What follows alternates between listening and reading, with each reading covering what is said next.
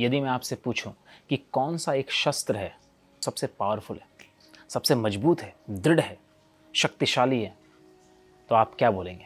आप बोल सकते हैं कि त्रिशूल हो, आप बोल सकते हैं कि विष्णु का चक्र हो, सुदर्शन चक्र। सो इन दोनों की कैटेगरी में कौन सा एक तीसरा शस्त्र है जो सबसे पावरफुल है, जिसका कोई तोड़ नहीं है? और वो है इंद्र का वज्र। इंद्र का वज्र में वो शक्ति है कि वो किसी भी शस्त्र से लड़ने की क्षमता रखता है, उसे हराने की क्षमता रखता है। और इसी को ध्यान में रखते हुए ये आपका आज का अभ्यास है। आज इस अभ्यास के बारे में आपको बताने जा रहा हूं कि जिसका यदि आप निरंतर प्रयास करते हैं, निरंतर आप इसको साध लेते हैं, तो आपका शरीर भी उस वज्र के समान बन जाता है जिसका कोई तोड़ नहीं, जिसमें कोई रोग नहीं बैठ सकता है। अपने आप से शरीर उस रोगों को दूर कर देता है स्वयं से। और इसीलिए इस आसन का नाम है वज्रासन। वज्रासन को आप साधारण ना समझें, और इसका निरंतर प्रयास आजकल तो व्यक्ति करता ही नहीं, इसीलिए उसके शारीरिक जीवन में बहुत सारे संकट अपने आप उत्पन्न होने लगते हैं।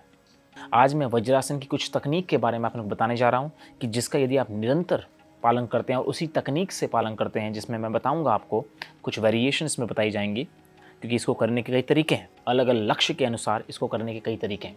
तो पहले तो आप समझिए कि ये वज्रासन का नाम इसको दिया क्यों है। तो पहला तो कारण मैंने आपको बताया कि ये जो वज्रासन है ये आपके शरीर को वज्र जैसा बना देता है। वज्र मतलब कि वो वेपन, वो शस्त्र जिसका कोई तोड़ नहीं है, वो शस्त्र जिस पर कोई भी बाहरी प्रभाव नहीं पड़ता है, कोई बाहरी शक्ति का प्रभाव नहीं पड़ता है, बाहरी वेग का प्रभाव नहीं पड़ता है। इसीलिए इस आसन का उद्देश्य है ये। दूसरा, शरीर वज्र सा बन जाएगा, मतलब शरीर में शक्ति, जो बार बार शक्ति का निष्कासन होता रहता है, उस शक्ति का निष्कासन बंद हो जाएगा। आपका शरीर शक्ति को होल्ड करने की क्षमता को बढ़ा देता है। इसीलिए ब्रह्मचर्य साधने के लिए ये आसन बहुत महत्वपूर्ण है। जो व्यक्ति निरंतर हस्त मैथुन के कारण अपनी शक्ति को खो चुके हैं, उनके लिए तो ये आसन रामबाण का काम करता है। उनको तो यही करना चाहिए, पहले वज्रासन की गति को बढ़ाना चाहिए और वज्रासन में कुछ क्रियाओं को करना चाहिए जो मैं आपको बताने जा रहा हूँ आज। हमारे शरीर में 72,000 से ज़्यादा नाड़ियाँ हैं। उन नाड़ियों में प्राण का जो शक्ति है वो बहती रहती है। जिस प्रकार से हमारे ब्लड वेसल में हमारा रक्त बहता रहता है, धमनियों में चलता रहता है निरंतर, और उसी से आपके सारे शरीर के अंग ऊर्जा प्राप्त करते हैं, उसी प्रकार आंतरिक जो हमारा अंग है शरीर का, जिसको हम प्राणिक शरीर बोलते हैं, उस शरीर को ऊर्जा मिलती है उन सारी नाड़ियों से जिनमें प्राण का प्रवाह निरंतर चलता है। और उनमें से एक महत्वपूर्ण नाड़ी है, उसे बोलते हैं वज्र नाड़ी। जो वज्र नाड़ी ये रिस्पॉन्सिबल है आपको आपके वासना के लिए, और यही नाड़ी रिस्पॉन्सिबल है आपकी उच्च गति के लिए, आपकी आध्यात्मिक गति के लिए। ये जो आसन आप कर रहे हैं वज्रासन, इस आसन को करने से ये जो नाड़ी है वज्र नाड़ी, ये मजबूत बनती है। वज्र नाड़ी पुष्ट होती है, और इसके पुष्ट होने से आपकी आध्यात्मिक गति जो है वो बढ़ जाती है। आपका ध्यान, कंसंट्रेशन, जो आपकी पावर है, बढ़ जाती है। इसीलिए इस आसन का निरंतर अभ्यास आपको करना है। अगला महत्वपूर्ण जो प्रभावी, इस अभ्यास को करके आपका शरीर प्रभावी बन जाता है, वो है आपकी पाचन प्रणाली को व्यवस्थित करना। आयुर्वेद इस बात पर जोर करता है कि यदि आपका पाचन तंत्र, आपकी पाचन प्रणाली सही नहीं है, तो सारे रोग जितने भी हैं वो अपने आप ही आपके शरीर में प्रवेश करने लगेंगे। आपको अपने आप आपका शरीर को बुलाएगा और आपकी रोग प्रतिरोधक क्षमता कम हो जाएगी, न्यूनतम स्तर तक पहुंच जाएगी कि इवन थोड़ा भी आपको बुखार यदि होता है, थोड़ा भी आपको अगर सर्दी लगती है, तो ईजिली शरीर आपको इतना कमज़ोर पड़ जाएगा कि आपका शरीर उन्हें भी, उन रोगों को भी, जो मध्यम और निम्न स्तर के रोग होते हैं, उनसे भी लड़ने की क्षमता खो देगा। लेकिन ये जो आसन है, इस आसन से आपकी क्षमता बढ़ती है, आपका पाचन तंत्र, पाचन प्रणाली बढ़ जाती है, शरीर में अग्नि का प्रभाव बढ़ जाता है। तो जिसको अग्नि से संबंधित कमी है, वात लोगों के लिए अच्छा प्रभावी है, कफ लोगों के लिए बहुत प्रभावी आसन है ये। और ये जो आसन है वो उन सभी लोगों के लिए अच्छा है जिनकी पाचन की गति जो है मंद पड़ी है, जो भोजन वो करते हैं पच नहीं पाता, इकट्ठा होता रहता है, गैस की समस्या उनको रहती है, रक्त दूषित हो चुका है, और दूषित रक्त के कारण उसके जितने भी अलग अलग अंग हैं शरीर के, वो अपनी क्षमता खोने लगते हैं। तो ये आसन आपके लिए बड़ा महत्वपूर्ण है। तो चलिए इस आसन की शुरुआत करते हैं और समझते हैं किस प्रकार से आप इस आसन को साध सकते हैं और कैसे किन किन क्रियाओं से आप इस आसन को समझ सकते हैं, कैसे कर सकते हैं। वज्रासन करना कैसे, ये घुटनों का आसन है। तो सबसे पहले ध्यान में आपको ये रखना है कि घुटने जो आपके हैं वो मजबूत भी होने चाहिए और लचीलापन उनमें निरंतर पूर्ण रूप से होना चाहिए। यदि लचीलापन नहीं है फिर भी इन आसन को किया जा सकता है, उसमें कोई समस्या नहीं है। कुछ वेरिएशन मैं आपको बता दूंगा किस प्रकार से बिगिनर्स के लिए कर सकते हैं, किस प्रकार से जो निरंतर आध्यात्मिक और इंटरमीडिएट प्रैक्टिशनर्स हैं वो कैसे कर सकते हैं। तो पहला तो ये है कि आपको वज्रासन के लिए चाहिए कि कुछ मूवमेंट पहले कर लीजिए, जैसे कि इंटरलॉक करके ऐसे हाथ को कुछ मूवमेंट घुटनों की इस प्रकार से कर लीजिए। और एक कैसी मूवमेंट करनी है, आपको हाथ को बिल्कुल बीचों बीच में रख देना है और जब पिंडली आपका काफ जो है ये जब टकराता है हाथ से तो उसको दबाना है ऐसे।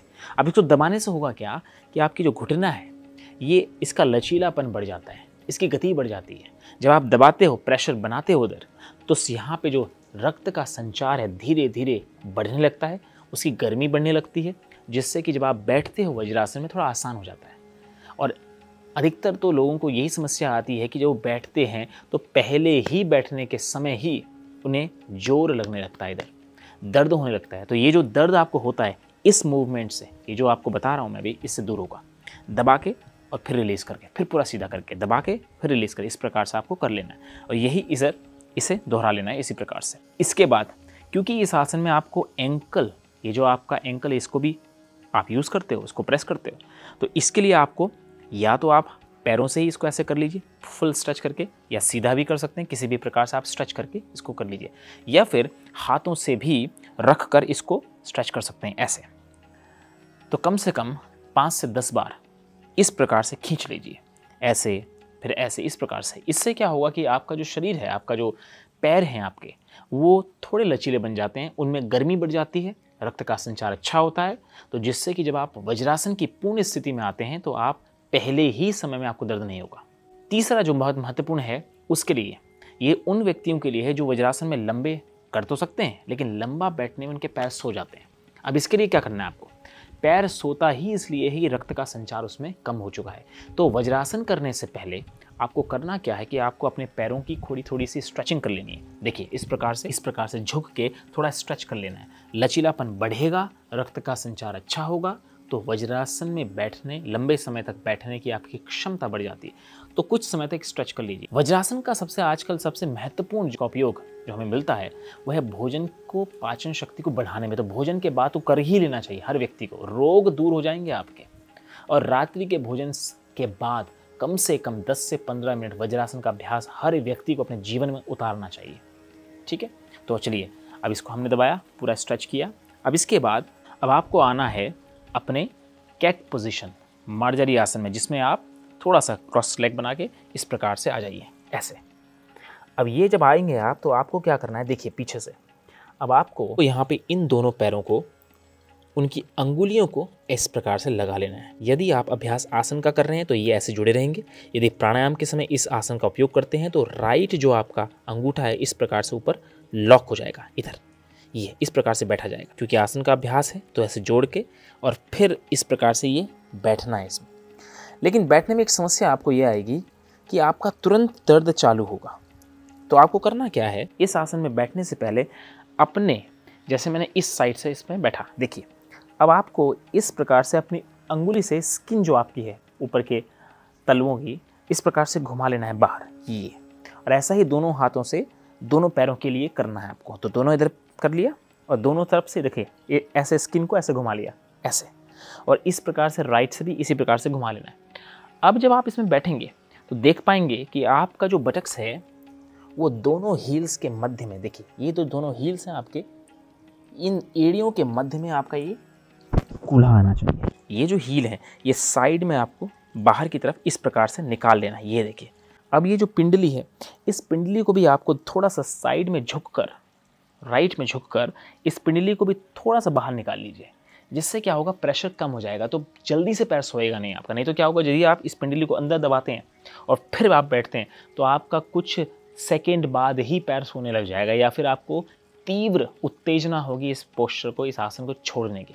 तो ये जो दो अभ्यास, दो चीज़ें मैं बता रहा हूँ आपको, या तो ऐसे खींचना है इसको बाहर, इस जो काफ मसल इसको बाहर निकाल के स्पेस थोड़ा क्रिएट कर लेना है। ये देखिए अब इस आसन में इस प्रकार से घुटनों को मिला के अपने दोनों हाथों को इस प्रकार से रख लेना है।